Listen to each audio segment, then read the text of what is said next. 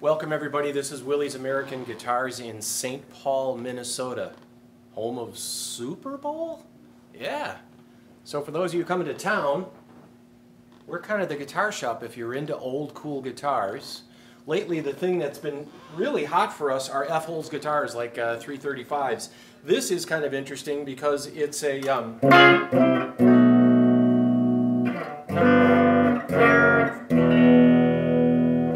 This is a custom shop, Les Paul Custom. By custom shop, it means it goes through a separate part of the factory. They use better woods, but I don't know if you can see, this actually has F-holes. Sometimes it's hard to see, but this has F-holes in it, so it's kind of a 335 meets Les Paul. Otherwise, ebony board, multiple bound top, multiple bound back, gold hardware, just like a Les Paul Custom, except it's hollowed out, so it's lighter. We have a lot of Les Pauls, as you can see, a really nice historic gold top for one. And then you can see these, there's lots of 70s Les Pauls, lots of used Les Pauls. Buy a used Les Paul because they're fully depreciated. We got in a couple of cool things. Oh, just one more Les Paul. Silver Burst. Kind of beat up, kind of cheap, kind of cool. Those of you that play at home a lot, this is a 330. I have two or three 330s, which does not have the center block. These are hollow. The best thing about that is you can play these on the couch. So this is a blonde reissue custom shop. It's an ES330, and this is a 2012. This sells for about $3,000 with the case, and it is pristine condition. Really was never played, but it does have a little bit of relicking to it. It's kind of yellowed binding, nickel hardware. It looks just like an old one. Speaking of which, we have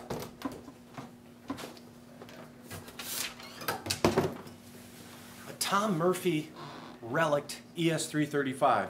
So Tom Murphy, who, if you're really into guitars, you're probably familiar with, went through the custom shop and picked out 20 ES335s. I don't think he'll ever do this again. They're kind of a pain in the butt, but there's finish checking, there's a little bit of dinging, there's small dings, there's age to the nickel hardware. If you can see on here, the nickel hardware. I'll hold it up, see? Huh? Isn't that cool? Yeah. And you can see the finish checking too. If you look at the back of the guitar, there's no real buckle wear, but there's finish checking throughout. This guitar, big neck, just got it in, 65. We dare you to try to find another one, a Tom Murphy 1959 reissue 335. Even comes with a cool brown case. And then, last thing, besides all this stuff, we have lots of tellies. Did I mention that? No, but I am now. This just came in. This is a 1982 ES335. So this is one of the first reissues. Okay, natural finish. That's kind of rare. Gold hardware. It also, if you look, had a Bigsby on it and a custom-made plaque. So you can take off the stop tail and make it a Bigsby guitar and just put the custom-made plaque over, or you leave it just like this. This is a cool guitar. These early dot neck reissues are gaining momentum in the resale market. It has Grovers, it has old wood.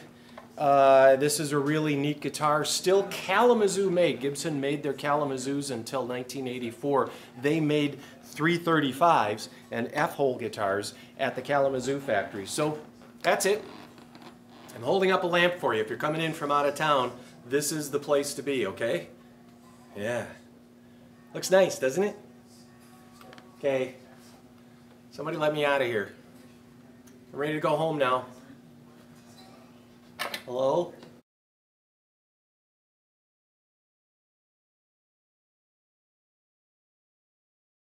Our producer told me it was 81, but it's an 82.